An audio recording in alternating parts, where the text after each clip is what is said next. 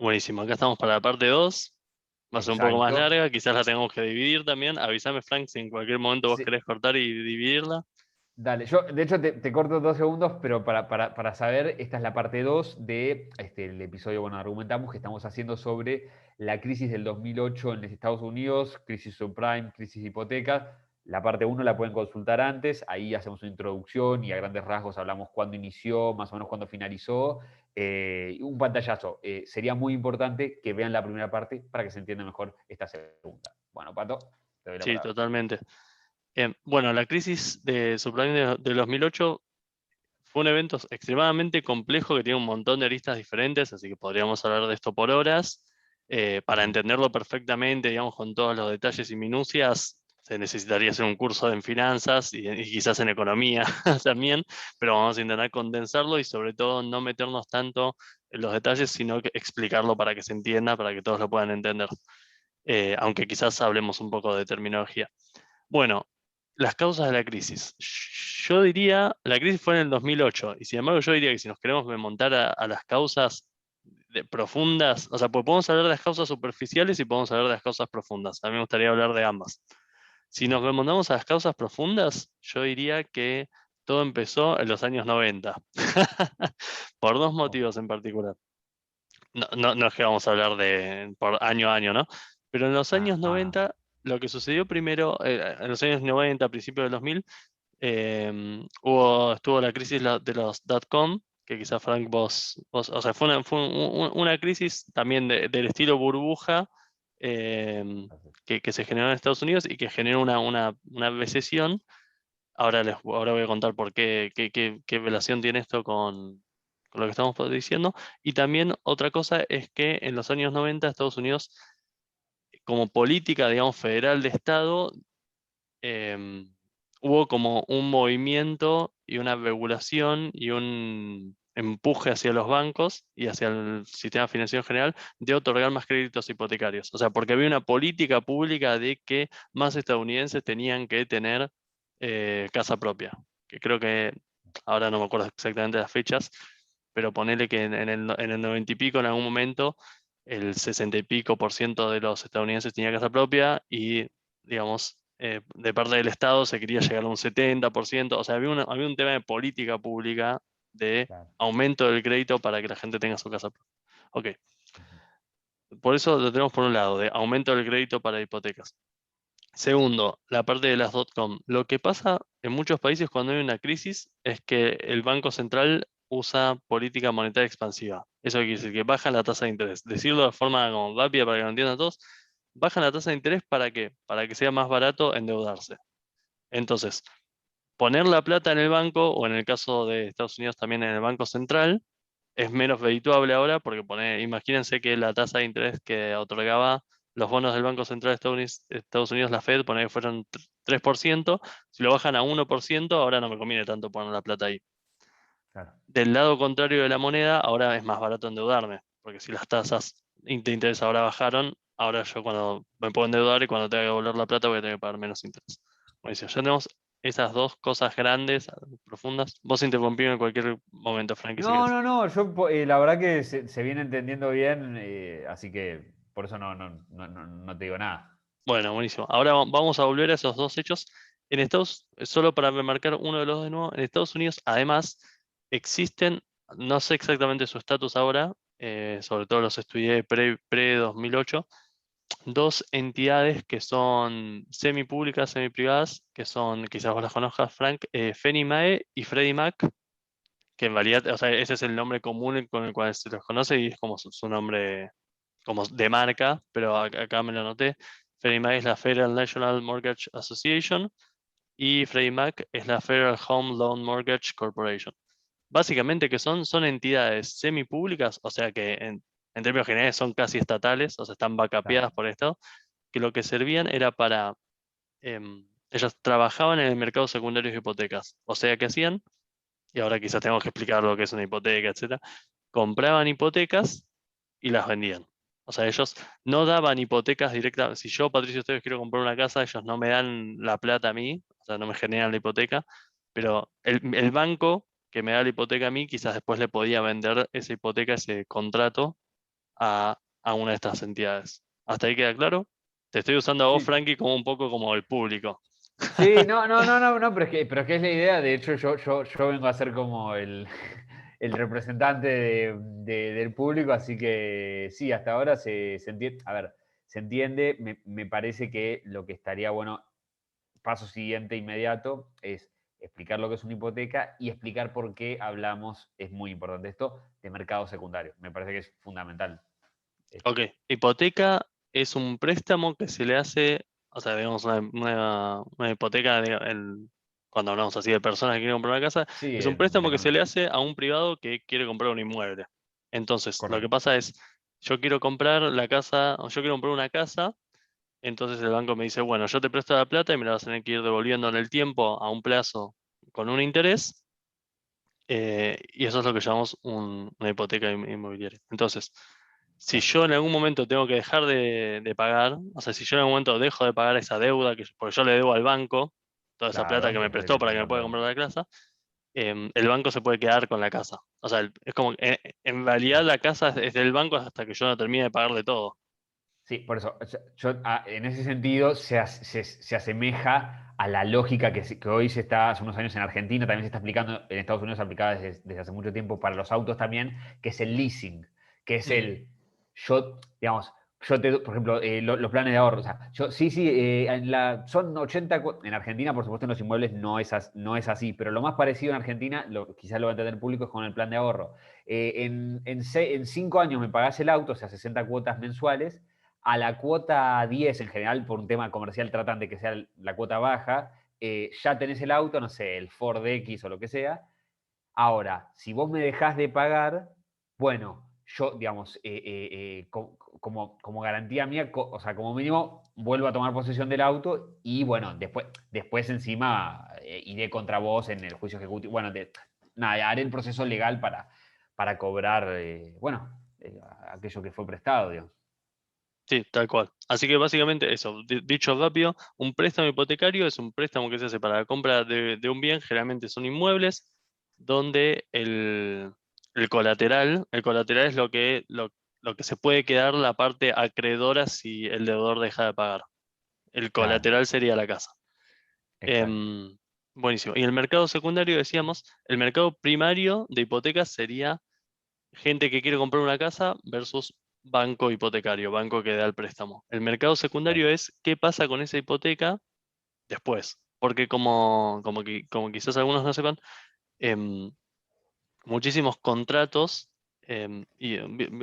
acciones, contratos, bonos, etcétera, después se pueden seguir y irse cambiando de manos. O sea, si el Banco de Galicia me da un préstamo hipotecario, no necesariamente después el Banco de Galicia se tiene que quedar con el documento de que yo le debo plata. El Banco de Galicia lo puede vender y entonces ahora mi plata, si se la Claro, vende al Banco Santander, mi plata va a ir al Banco Santander.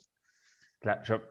Ahí te paro, Pato. O sea, lo que está queriendo decir Pato, que es verdad que a veces se conoce un poco, es que, a ver, la idea de la economía es, en gran parte, bueno, o sea, donde hay oferta, donde hay demanda, digamos, y es legal, bueno, se llevan a cabo las transacciones.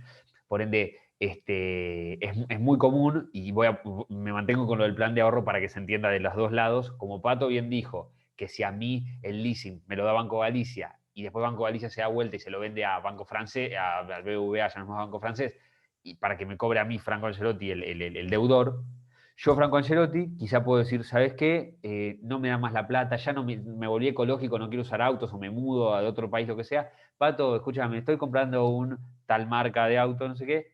No, ¿querés que te venda mi posición? Bueno, hablo por supuesto, tengo que notificar al banco, pero sí, en general es muy común eso, che, ¿sabes qué? Vendo mi posición. Entonces, lo que está queriendo decir Pato es eso, es que no necesariamente en una hipoteca, quien empezó siendo el acreedor y si no me equivoco, creo que también no Pato, quien empezó siendo el deudor, sí, supongo que sí. Ujú. Sí, Pues, de puede eso llegar sí, a pasar, lo sí. está reafirmando. Tienen que ser los mismos, así que nada, eso. Sí, perfecto, perfecto. ¿Por qué mencionaba a Freddie Mac y Fannie Mae? Ellos participaban en este mercado secundario de hipotecas. Entonces, ahí ya podemos empezar a entender algo que pueda llegar a ir generando una crisis. ¿Por qué? Porque si el Banco de Galicia puede generar, porque tenían un mandato estas dos corporaciones que era el de, o sea, tenían ciertas cuotas que cumplir y ciertos mandatos de Claro, comprar hipotecas. ¿Cuál era la idea? Siempre es buena. La idea, digamos, desde el punto de vista de política pública era incentivar el crédito a hipotecas. ¿Por qué? Porque si los bancos saben que ellos pueden generar dar un préstamo hipotecario y después pasar o sea, ese contrato del préstamo hipotecario, claro. se lo pueden vender a Freddie Mac, entonces Sí, se pueden sacar el riesgo de encima porque el riesgo lo está teniendo alguien, ¿no? O sea, el banco se cobra la claro, comisión por haber generado la hipoteca y después se lo pasan a Freddie Mac. Eso, como vamos a ver más adelante, generó un riesgo moral en la economía, hizo que los bancos y los prestadores de hipotecas tomasen más riesgo del que deberían. Ahora vamos a hablar de eso. claro. Pero bueno, en concreto, ¿qué fue lo que pasó? Tenemos que hablar un poco de el mercado, de cómo funciona el mercado de hipotecas y el mercado financiero en Estados Unidos. Y creo que con el tema de los ejemplos venimos bien, ¿no? Patricio, ustedes y Daniela quieren comprar una casa. Entonces, ¿qué tenemos que hacer? Tenemos que hablar con un broker. Hay mucha terminología que tengo en inglés, pero podemos intentar No, traducir. no, pero yo si querés, yo soy una persona que siempre, a pesar de que sé inglés, no sé por qué siempre trato de tener como el equivalente en castellano. Broker es, Proveedor, ¿no? sí, se puede interpretar como, depende de pero en general sí digamos, sería acá una inmobiliaria, por decir una manera, Claro, a pesar de que en este ejemplo se van a dar cuenta, por cómo es la Argentina, que estaríamos pensando en un banco hipoteca, o sea, en un banco con que otorga hipotecas, no es que mañana vas a una inmobiliaria y pedís una hipoteca, pero se entiende, o sea, digo, un especialista en bienes raíces, que claro. encima entrega créditos en ese mercado, eso No, sería. no necesariamente tienen que crear créditos. O sea, ponen el caso de Patricio, Ah, ustedes no, y bueno, Daniela bueno, está bien. quieren comprar una casa, entonces hablan con un broker que les muestra una casa, el Claro, te broker entendí, perdón. cobra una comisión y el broker los conecta con un Claro. banco que da préstamos hipotecarios. Con lo que ya Una inmobiliaria. Acá entonces es inmobiliaria exacto, 100%. sería una Perfecto. inmobiliaria. Buenísimo, entonces tenemos la persona, el dueño de la casa, la persona que quiere ser dueña de la casa, el broker y el banco del préstamo hipotecario. Hasta ahí todo bien, perfecto, ¿no? Sí, Veri- bueno, no, Sí, importante, no, justo hay una pequeña diferencia.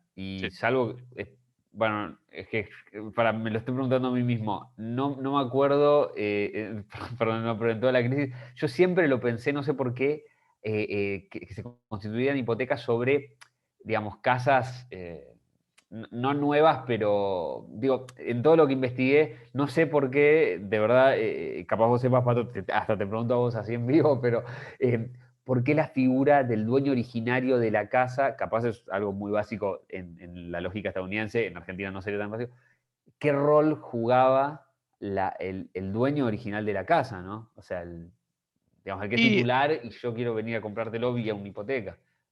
Creo no, que, o no eran tiene casas, claro, no tiene impacto en el mercado de hipotecas porque, o sea, el banco le da la plata al comprador, el comprador le da toda la plata al claro, ex dueño, al digamos, vender, y el ex claro. dueño ya está. O Sí, sea, se borra, tiene el la título, plata, claro, el título lo tiene el nuevo propietario sujeto a la sí, hipoteca que tiene con el banco, ¿no? claro, contra la hipoteca, perfecto, Claro, perfecto. exacto, exacto. Entonces, hasta ahí todo bien, buenísimo. Sí, sí, sí. Pero tenemos a Wall Street, quizás mucha gente habla de Wall Street, pero no se habla mucho, no se sabe mucho qué es, pero es todo el sistema financiero de Estados Unidos. Entonces, que está hecho por fondos de inversión y Hedge diversas funds, sí, sí. compañías, claro, diversas compañías de Bursátiles financieras. serían acá. Sí, Exacto, sí, sí. exacto. O sea, financieras y bursátiles, eso.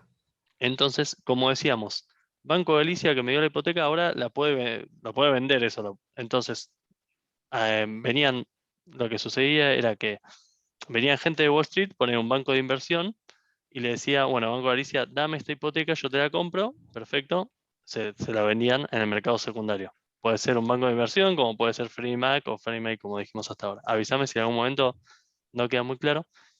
Pero No, no, ¿por está qué? bien. ¿Qué dijeron los bancos de inversión? Que esto es algo muy interesante en las finanzas. Si esta hipoteca que tenemos con Patricio Esteves, hay una cierta posibilidad de que Patricio en algún momento se quede sin trabajo, se separe o algo así y deje de pagar, ¿no? Pero ellos Exacto. y ese es el problema, digamos, que tenía el banco inicial, que tenía esa hipoteca, ese préstamo hipotecario, pero eh, si tenemos suficientes hipotecas y las mezclamos todas y las convertimos en un solo activo y eso lo dividimos, ahí lo que podemos hacer es diluir al viejo. Y ahora ya sé que me estoy metiendo un poco en tema de finanzas, pero es importante para entender la crisis. Que es porque, imagínate que vos tenés 500, pongámosle $1.000.000. Ponele que la casa me Sí. compré son $1.000.000 y vos tenés el contratito ese de que yo te tengo que ir pagando todos los meses hasta de pagarte todo el capital. Si Sí, yo yo soy el dejo, Banco Galicia en este ejemplo. Sí, sí. exacto, exacto. Si yo dejo de pagar, entonces sonaste. O sea, tu viejo es bastante alto comparado Claro. con, imagínate que si vos en vez de tener un contrato, en 100% de ese contrato, por $1.000.000, tuvieses de nuevo Sí. $1.000.000 en términos de lo que vale ese activo que tenés. Sí, Ese la activo. casa hoy para el mercado vale 1.000.000, la veo No, no, no, publicada por no un la casa millón. en sí, sino el activo financiero ese que tenés, digamos, del contrato de que eh, El monto del tu... préstamo que te di. No, no necesariamente tiene que ser el monto del préstamo. Vos tenés el papel que dice Franco Sí. Ancelotti es dueño de Ah, este papel y por lo tanto Patricio Esteves le tiene que pagar todos los meses. o sea, hago un paralelismo que en realidad estoy metiendo dos cosas en una, pero es como que yo tengo un pagaré que Exacto. me firmó Pato por $1.000.000. Un 1.000.000 bono, de dólares, sí, perdón. poné como un bono.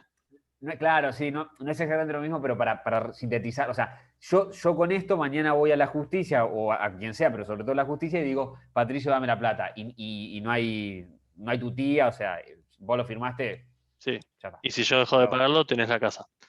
Pero exacto, imagínate, me quedo con claro, la casa. vos tenías eso en valor de $1.000.000 en mi caso. Imagínate si en vez de tener a Patricio Esteves, vos tenés 1.000.000 en términos del valor de eso, pero de 1.000 personas que tienen la casa hipotecada. O sea, surgido de 1.000 créditos hipotecarios diferentes. Entonces, el riesgo que tenés ahí de que todo el mundo defaultee y que por lo tanto tu activo caiga, digamos, en su valor porque los que tienen que pagar no están pagando, es mucho menor por un tema de, o sea, de cantidades y de diversificación del riesgo, ¿no? Es mucho más probable que una sola persona defaultee que todas las personas en 1.000 personas dejen de pagar. ¿Más o menos se Exacto, entiende o sea, ahí? sí, sí, o sea, lo que está, digamos, lo que dice Pato es una versión un poco más sofisticada o extendida de no poner todos los huevos en la misma canasta. O sea, en vez de una canasta de 1.000.000, yo voy a hacer, en este caso, de este ejemplo, como Banco Galicia, 1.000 canastas de $1.000 cada una, si no me equivoco. Siguiendo. Exacto, Sí, ¿no? 1.000 exacto. por 1.000, sí.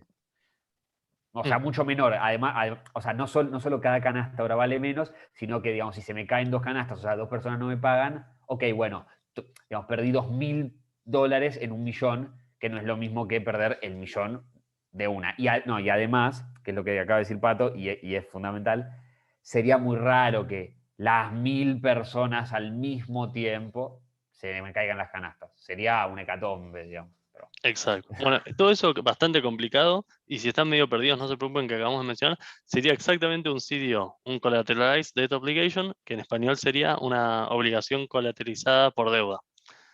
claro. El nombre es bastante, en finanzas siempre ponen nombres así medio Sí, sí, extraños.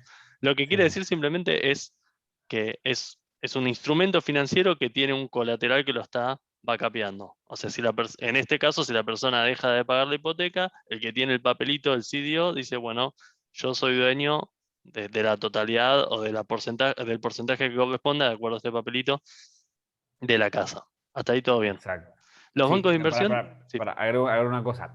Y la lógica que hay atrás de eso es que, entonces, tal persona no me pagó, bueno, vamos a suponer, para hacerla más simple, tengo el 100% de la casa, entonces, ok, sí, bueno, ese $1.000.000 lo tengo para tener mi balance bien, digamos, no haber perdido más de lo que gano, ok, voy a salir a vender la casa y a ver, no sé si en un mundo ideal habría una paridad entre el $1.000.000 que le di en ese momento en el que lo compró y es más, dicho sea de paso, al ser inmuebles en general, la tierra a nivel mundial en general, salvo lugares de guerra, bueno, cuestiones muy particulares, tiende a subir. Entonces el banco decía, ¿qué es lo peor que me puede pasar? A ver, no sé Pato, si estoy diciendo, ¿qué es lo peor que me puede pasar? Bueno, tener que ir a vender la casa. Además agrego una frase que es casi de manual. Si no la escucharon es porque la van a estar por escuchar y hoy es el día. A un banco en general, que una de sus grandes actividades es los préstamos, no le interesa el bien en sí. Digo, porque en Argentina, viste el tema de las casas, wow, tener una casa. ¿Para qué quiere el Banco Galicia o cualquier banco una casa? Quiere el dinero que el mercado le asigna a esa casa y tenerlo, a ver si no me equivoco, líquido, o sea, poder venderlo. Eso más o menos es lo que es una continuación o un corolario de lo que dice Pato. Digo. perfecto. Sí, sí, sí. Entonces, recapitulando un cacho. Sí, sí. Tenemos la persona que quiere ser propietaria, que habla con un broker, que lo dirige a un lender, a un banco hipotecario, ponele. El banco hipotecario Ujú, después vende la hipoteca a un banco de inversión que compra muchas hipotecas diferentes y las mezcla todas y, ujú.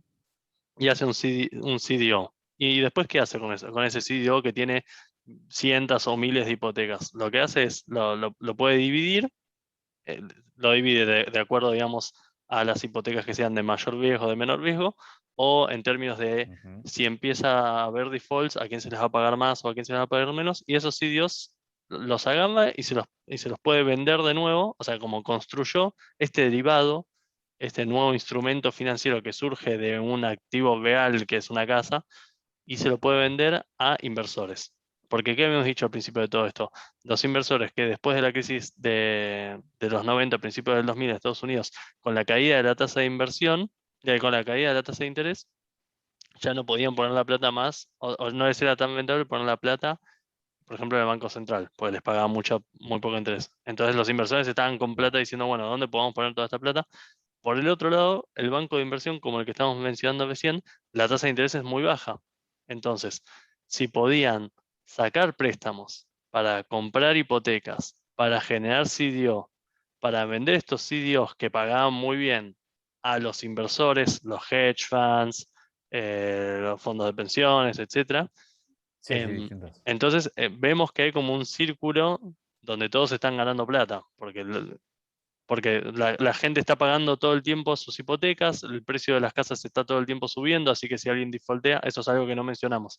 Había una No, sí, burbuja, yo sí, lo ahora lo mencioné, no, menciono, es que sí, esa, no, fue una especie de aclaración incidental cuando yo decía que uno no espera que, indirectamente, o sea, que uno no espera que el valor de las casas baje, tiene que ver con esto, o sea, te da un gran respaldo, o sea, hasta no, no sé si alguna se planteó así, no creo, pero quizás hasta podrías salir ganando, o sea, por lo menos no salís perdiendo, digamos, no, no sé sí, si encima salís ganando, no sé la verdad, pero bueno. Es exacto. una cuenta muy particular. En Estados Unidos el precio de las casas, de los inmuebles subía y subía y subía y había como una Claro. percepción de que era una apuesta súper segura y que no había chance de que puedas perder. Y todo se retroalimenta con todo, ¿no? Porque todo el crédito que se daba, estas tasas de interés bajas, estos Freddie Mac y Fannie Mae que compraban en el mercado secundario esta inyección de crédito para créditos hipotecarios, o sea, si hay más crédito y hay más hipotecas y más créditos hipotecarios, entonces más gente se puede comprar una casa, entonces hay más demanda de casas, lo cual hace que el precio de las casas aumente, y como el precio de las casas está aumentando, entonces las constructoras dicen, ah, bueno, voy a ponerme a construir casas porque está aumentando el precio, así que voy a ganar plata. Y entonces es como una burbuja. Claro, en realidad yo diría que hasta este punto, y acá es como que también te estoy dando un pie a lo que viene, creo que lo que viene es esto, si no decir, pero es como que era una rueda muy buena, una rueda que cuando gira, por la física, genera aire. El problema sería, ¿qué pasa si en realidad le tiras un poco de jabón, como los chicos, o detergente en los burbujeros, a esa rueda horizontal? Que creo que es lo que ahora va a venir. Pero bueno. Sí, sí, sí, sí, tal cual.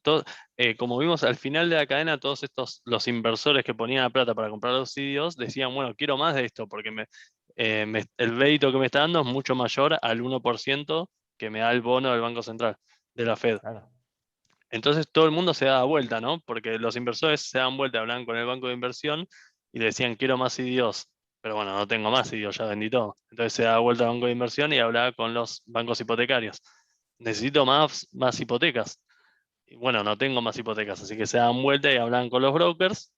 Y los brokers decían, bueno, pero no hay más gente que para los niveles de crédito aceptados Claro. quiera Para comprar el una Prime, hipoteca. digamos. Sí, Claro, sí. exacto. Entonces, los bancos hipotecarios y los brokers tuvieron una muy buena idea que fue, bueno, empezamos a prestar, y esto también con la convivencia del Estado Connivencia. estadounidense, ¿no? Connivencia Connivencia, sí, del sí. Estado estadounidense, Sí, que es justamente, importante esta parte. Sí, sí. exacto, que el Estado promovía que se le diesen créditos hipotecarios a gente que realmente no debería, o sea, a gente que era muy riesgosa.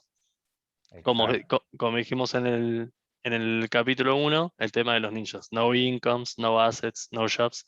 Exactamente. Pero bueno, no hay, en este tema, como vimos, cada uno le está pasando la papa caliente a la persona que sigue.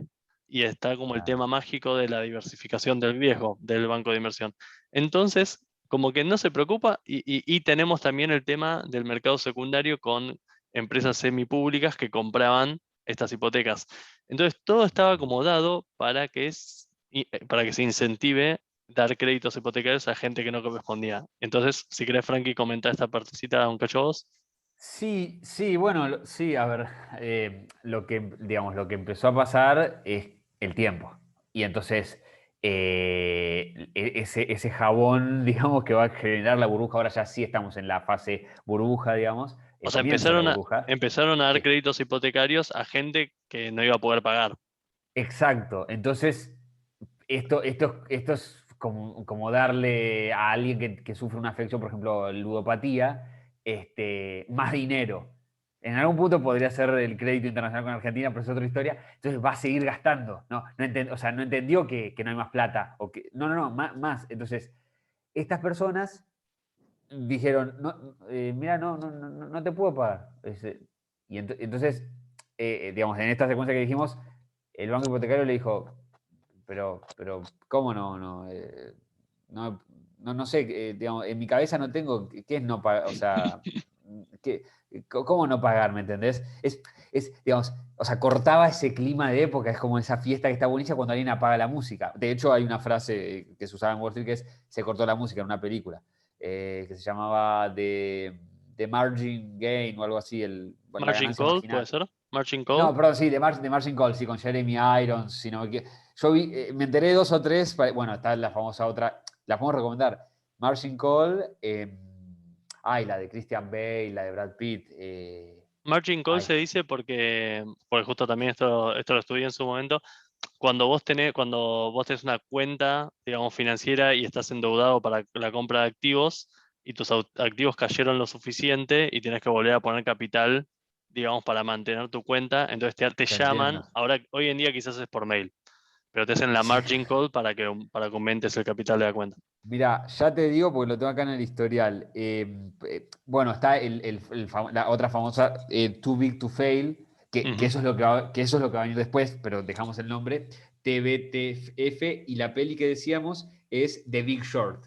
Que si te parece, Pato, antes, a ver, sigo un poquito más con cómo empezó la burbuja y me gustaría guardar después, pero digamos que es lo de short, el famoso shortear o vender en corto. ¿Por qué? Y de nuevo vamos a apelar a la multimedia. Si alguien tuvo la suerte de ver o le interesa ver en Netflix, esta serie la recomiendo muchísimo, capaz Pato vos ya viste, la serie Billions, o sea, billones, que es una serie que habla sobre un poco de estos fondos de inversión, el Wall Street, es una especie de logo Wall Street, pero traído al siglo XXI, toma sus licencias por supuesto, digamos, artísticas, o sea, muchísimas cosas no se pueden hacer, o sea, básicamente es una especie de vitete, digamos, o sea, digamos, un chorro argentino, por decir una manera, está ganando la Wall Street, lo cual no es tan así, pero más allá de eso, ahí van a ver cómo se aplica este concepto de shortear. Nada, ahora, después vamos a volver a eso, por eso, pero decía The Big Short. Bueno, entonces lo que empezó a pasar es esto digamos, los que empezaban esta rueda empezaron a frenarla. O sea, dijeron, no te tengo para pagar. Entonces ahora, si querés, Pato, decinos cómo empezaron las fichitas a caerse, digamos, Exacto, exacto. del dominó. Hubo, entonces se empezó a dar hipotecas a personas que ya no podían pagarlas y además con algunos temas, digamos, contractuales en términos de préstamos hipotecarios, que o sea, la gente estaba tipo, bueno, sí, me das $200.000 para comprar una casa, no leían nada, no prestaban atención, pero siempre detrás de estos contratos había ciertas cláusulas, etcétera. Por ejemplo, había muchas cláusulas, que esto fue lo que tipo generó el colapso inmobiliario de, por ejemplo, tasas de interés ajustables. Entonces, las tasas de interés que tenían que Ah, pagar estas personas iban a ser mayores ponerle a futuro. Lo que empezó a pasar es que cuando se les aumentaban las tasas de interés o que las tasas de interés estaban reguladas por cierta cosa que podía hacer que fuese más alta a futuro. Cuando las tasas de interés que tenían claro, que pagar, ajá, sí, perdón, ligado a un índice que era variable. O sea claro. que hoy vale esto, una cotización, hoy vale esto, pero mañana o en un mes puede valer tres veces esto. Digamos. Entonces, cuando las tasas de interés empezaron, de los créditos hipotecarios empezaron a subir y toda esta gente que no podía pagar dejó de pagar, se empezó a ver un proceso muy interesante. ¿Qué pasaba? Suponete, el banco de inversión que tenía todos estos sitios decía, bueno, me defaultearon esta casa, o sea, porque había comprado la hipoteca, ¿no? Se la había comprado al banco hipotecario. Le defaultearon esta casa, ok, no pasa nada, la pongo en venta, total el precio de las casas está siempre subiendo y todo el mundo Ah, está comprando, hay mucho crédito, no pasa nada. Pero le defaultean otra más, y después otra más, y otra más, y otra más. Y lo que empieza a pasar es que un montón de gente deja de pagar sus hipotecas, todas esas casas se ponen en venta y empezamos a ver acá un fenómeno económico, de que de repente, además de que de que toda esta burbuja estaba generando de que muchísimas casas estén en construcción, ahora estaban las casas que estaban terminadas, digamos, de su construcción y las casas que estaban siendo rematadas y puestas a la venta. Entonces de repente había más oferta de casas que gente que quería comprar casas, porque además acordémonos de que tipo ya las hipotecas, los préstamos hipotecarios ya estaban dados. Entonces, el precio de las casas, para empeorar toda la situación, en vez de subir, empezó a bajar. Y a bajar, y a bajar, y a bajar, porque había un montón de casas en el mercado que nadie quería comprar. ¿Y qué empezó a pasar? La gente que eran, digamos, los responsables, los deudores hipotecados responsables que podían pagar la hipoteca, perdón, que serían los prime, o los sea, prime, exacto. los que podían pagar, como bien dice Pato. Los deudores prime empezaron a ver que, por ejemplo, tenían que pagar deuda por una casa, una deuda de $200.000 por una casa que su precio se estaba cayendo por el piso, entonces quizás debían $200.000 por una casa que valía 80.000. Entonces, incluso las personas que podían pagar la hipoteca dijeron, bueno, no, vamos a dejar de pagar, lo cual provocó que sea aún más tremendo toda la caída inmobiliaria. Pero bueno, entonces todo se paralizó. ¿Por qué? Porque los inversores, los hedge funds que tenían todas las partes de los CEOs, ahora ya no les estaba llegando ni una moneda, porque todo el mundo había dejado de pagar. El banco de inversiones que tenía todas las hipotecas, había armado los CEOs, ahora Sí, no le llegaba nada de plata para repagarle a los demás, y encima tenía un montón de casas que no valían nada. El banco hipotecario claro. el banco hipotecario que se había quedado con algunas hipotecas que todavía no las había podido vender en el mercado secundario, había prestado un montón de plata, o sea, quizás había prestado $200.000 por una casa que valía 80.000, o sea que había perdido un montón. Eh, Y que además no le iban a devolver, o sea, y que, digamos, o sea, a ver, como decíamos, o sea, perdió sus dos fuentes de riesgo, digamos, la de la devolución nominal del dinero más el interés, o sea, la devolución del préstamo, y su colateral. O Tal sea, cual, perdiste la A y la B y no tenés una C. O sea, exacto. ya está, Y, a- perdiste, digamos. y además no nos olvidemos de que estaban todos extremadamente endeudados. O sea, el banco de inversión, el banco hipotecario, en esa época en Estados Claro, Unidos se endeudaban muchísimo porque justamente la rueda seguía y giraba muy bien y todos ganaban muchísima plata. claro, Es lo que en inglés se llama leverage. O sea, estaban muy leverageados todos, muy endeudados para poder amplificar estos negocios que estaban haciendo donde ganaban plata. claro, exacto. Pero bueno, lo que pasó es que todas estas entidades tipo banco de inversión que se habían endeudado muchísimo, que estaban ganando muchísimo, ahora tenían que devolver un montón de plata que no tenían y sus Claro. activos y su capital se había desplomado, lo cual se generó como un congelamiento total y después una explosión donde todo el mundo empezó a colapsar. Y como dijimos en la parte uno, todos están conectados con todos. ¿Por qué? Porque los Claro, fondos es de un inversión, ecosistema, digamos. exacto, exacto, o sea, los fondos de inversión ahora las inversiones se habían ido por el piso, pero esos fondos de inversión en realidad como quizás uno de los inversores pequeños era el pequeño trabajador que tenía los ahorros ahí. Entonces los ahorros de esa persona se habían ido por el piso, o los ahorros de Claro. empresas se habían ido por el piso. Entonces todo O se empezó a... jubilados, el O de famoso, jubilar. los fondos Exacto, de pensiones, o sea, alguien que ya ni trabaja y que en su vida se hubiera imaginado algo así. exacto, exacto. Así que la crisis inmobiliaria terminó con una hecatombe, digamos, financiera en Wall Street y también de la economía estadounidense en general, porque los, los ahorros se desplomaron y el crédito se congeló. Bueno, creo que lo dijimos bastante rápido, ¿no? Sí, la verdad que sí. De hecho, lo que te iba a proponer, Pato, es este segundo episodio, cortarlo acá para seguir en una tercera edición, que ahora la vamos a grabar y poner disponible, sobre el post, o sea, digamos, las consecuencias tanto en otros lugares del mundo, que un poco lo adelantamos en el episodio uno, como qué es lo que aprendió el mercado y qué es lo que no, porque también eso es lo interesante, sobre este hecho, así que sobre esta crisis del 2008. Así que si querés, Pato, hasta acá la parte 2, seguimos en la parte 3. Dale, ¿puedo decir una última cosita, un minuto Sí, más? sí, por favor, sí, obvio. Sí, sí, sí. Solo para terminar la cosa, lo importante acá es que mucha gente le echa la culpa, digamos, al libre mercado y al sistema financiero. Me parece que obviamente hubo problemas en términos del sistema financiero estadounidense, pero la clave que es difícil de ver, o sea, a menos de que uno sea como economista o haya estudiado mucho esto, son las políticas públicas y el efecto del Banco Central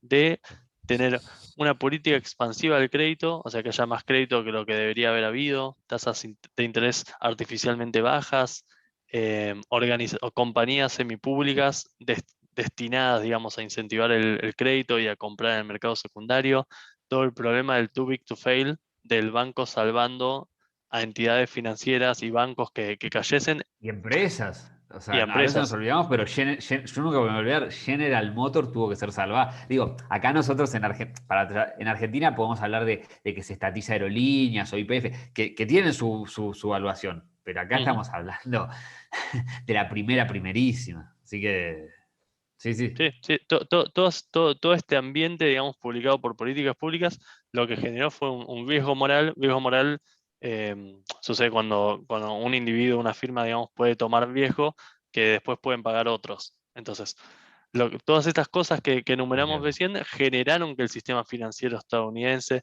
y los brokers o sea, las inmobiliarias y los bancos de créditos hipotecarios generaron una conducta de extremo riesgo por todos ellos, que no deberían haber tenido o que probablemente no hubiesen tenido de no ser por estos incentivos públicos.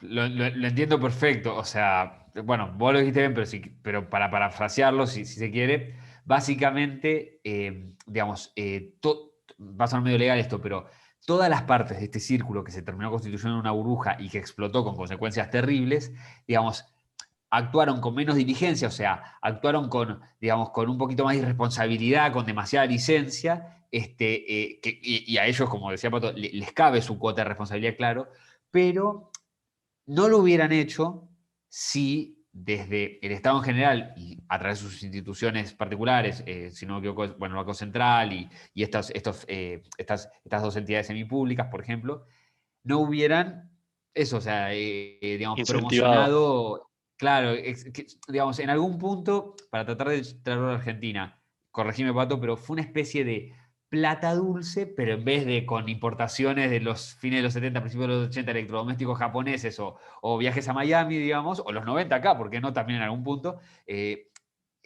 digamos, fue con las casas. O sea, era crédito, dale, siga, siga. Como se dice en el fútbol, digamos, sí, no pasa nada. Bueno, sí pasó y eso es lo que de lo que nos vamos a despedir en el tercer episodio. Así que bueno, hasta acá, si te parece, Pato, hacemos el segundo. Mil gracias, Frankie. Nos vemos en el próximo.